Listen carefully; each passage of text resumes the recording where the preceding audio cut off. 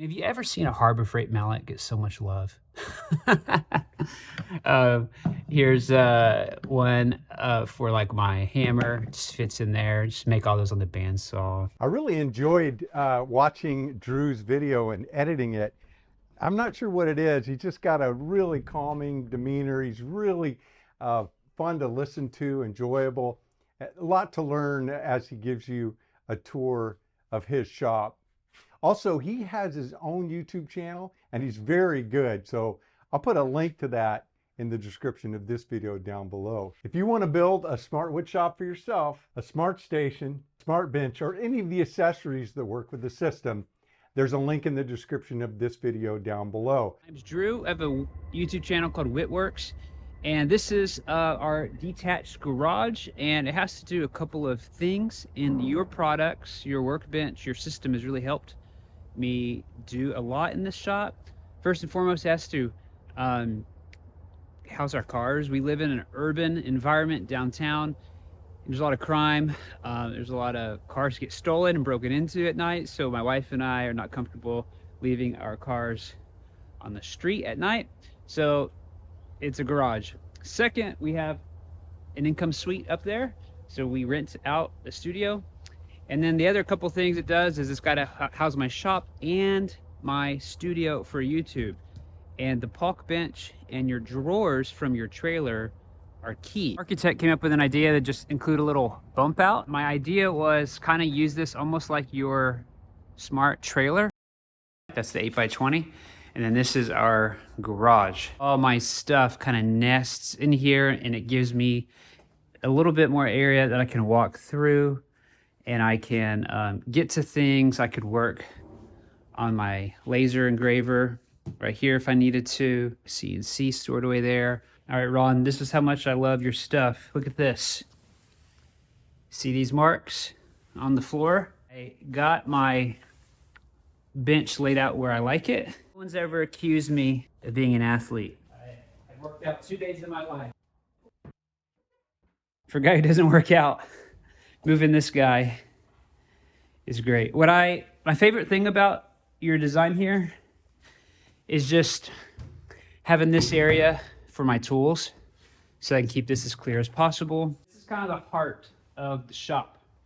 And actually your trailer cabinets are the heart. I built everything around these cabinets because I like them, but I also didn't want to buy drawer hardware, slides or handles. And it gave me a nice challenge. And I'll say just by making your drawers, it made me a much better woodworker because I'd never built templates or worked with guide bushings and routers before. Yeah, I could have bought drawers, but I'm a better woodworker and designer because I built the ones that you did. I even put the locks in. I mean, you don't need, like, my shop's not moving. Video you did really helped me think about even organization, like things like putting all my tape and nails together. I'd never done that until I'd seen you do it. I don't have enough tape. For my calipers, I 3D printed this little thing. Just had some scrap plywood for my screwdrivers. For my other screwdrivers, this is when I didn't know about chisels, but you know, made that just using a 2x4 in different size bits so that this one slides in. This one has to slide in, but these can drop in. This is fun right here. It's not unique, but just cut out this little profile for my speed square so it sits on and then drops in. Yeah, aluminum rod from the store, drilled a hole, and it's really helpful. It's basically a bar where I can hang all my stuff. This vise, I think it's from Rockler, and I just took out a you know, a drawer here. Drill press cart that I got from April Wilkerson. And these like really simple drawers that are just so easy to make. I had considered putting metal shelving like you would find at Costco or Home Depot, but I was gonna have a lot of dead space. And I saw this idea on YouTube, and I don't know who did it, but you basically take a 2x4 and you rip it in half. So you have two of these halves, and then you find your studs, and then you just screw the profile onto where the studs are, effectively bringing the stud profile on the other side of the sheetrock. You know, you just make these like clamps. Here's a better angle. That are angled, and then you just screw it in from the side, on each side. And you can get, you know, maximize shelf at any height. Here I had a little bit of dead space, so I made some short shelves. I could probably do some more. My CNC has, on this flip cart, this rolls out. I usually roll it out over here, and then lock the wheels, and then this,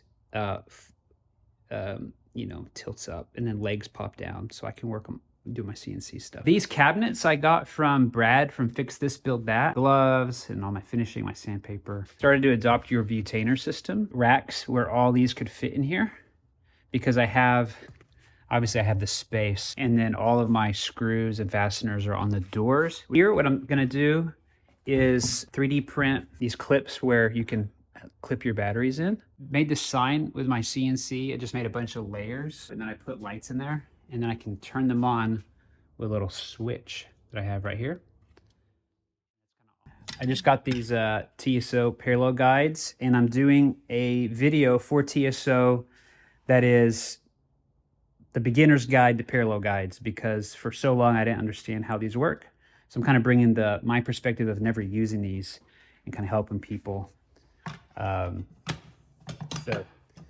I watched your video about 5 times on those so I could understand. I recently learned a lot about laser engravers, and I'm doing a whole lot of stuff. So this kind of lives here, and it has this enclosure with a hose and a fan down to a smoke purifier to get all the smoke out. So I'm able to just have my laptop here, and I can put things in here to engrave or even cut. I'm working on a router table, and so a product that I'm going to make, and I'm working on templates. So I'm prototyping with my laser engraver with cardboard because it's super cheap. But check this out. I made, you could take, so this is what I'm going to sell. You could buy this. You could buy this on Amazon for your Makita router, and you can use this as a template. And actually, it's going to be a 2-part template,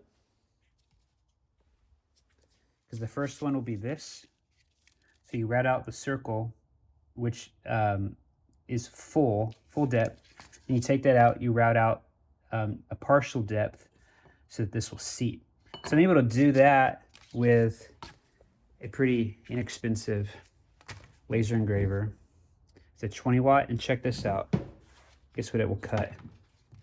It will cut 1/4 inch MDF. So I'm able to make these templates out of MDF, and then I'm going to sell those. That'll be my first digital product, is a mini router table that you can make with your Makita router.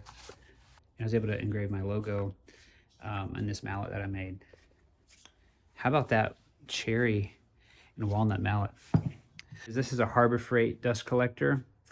I removed the blower off of the base, put on a French cleat so that it would be in line so I get the most amount of suction, and then I have a little cyclone separator that I have there. All right, this is a pretty cheap rigid table saw. It's pretty good, but the Achilles heel is the fence. I'm on the fence about this fence. I did a 3D printed fix that fixes the slot, but I'm either going to get the Ingra fence or get a saw stop. I'm leaning towards a saw stop just because of the insurance factor, but I recently wired it to 220, and because I have a 220 outlet right here. And so now my saw is on 220 by itself, my dust collector is on its own outlet, and I have this IVAC switch right here that this is attached to the table saw. It senses the current, and then it talks to that guy right there and turns it on. And it's pretty great.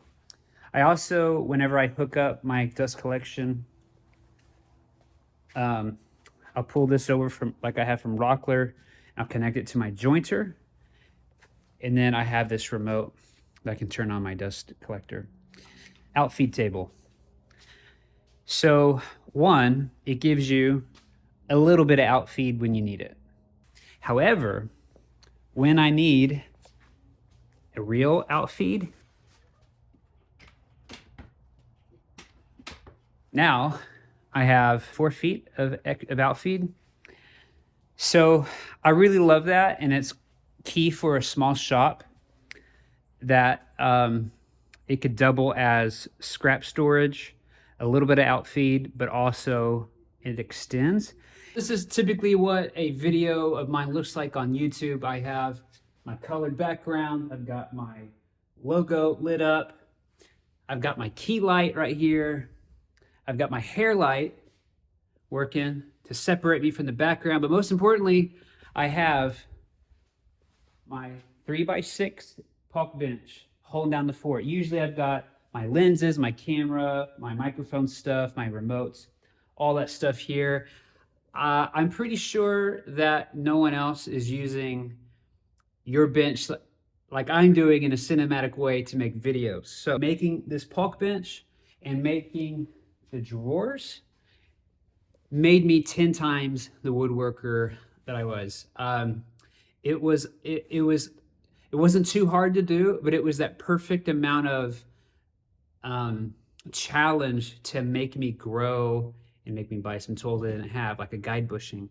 So, man, beyond you solving my problems for my needs, you also kind of indirectly apprenticed me and made me a better woodworker, which is probably something a lot of people don't get intuitively if they're looking to buy your plans. I mean, the way I look at it is I bought the plans and I got to be an apprentice for a little bit. So thanks for apprenticing me. And for anyone watching this, go to the smartwoodshop.com and buy some plans, because you will be a better woodworker if you learn from Ron. You can send a check in the mail for that one. Okay, buddy? Drew, I've Venmo'd your payment already. Smart Woodshop fam, if you enjoyed Drew's video, then be sure to give him a thumbs up. And also be sure to give a comment down below. Ask Drew questions. I'm sure he'll be happy to take the time and answer them for you. If you want to have your Smart Woodshop featured here, then just grab your smartphone and turn it horizontal. If it's 4K, turn that on and walk around and tell us about your shop. I really like it if we can see your mug too. Really adds a lot to see the craftsman behind the Smart Woodshop. Thanks for hanging out today with Drew and his Smart Woodshop. You stay safe and have a great day.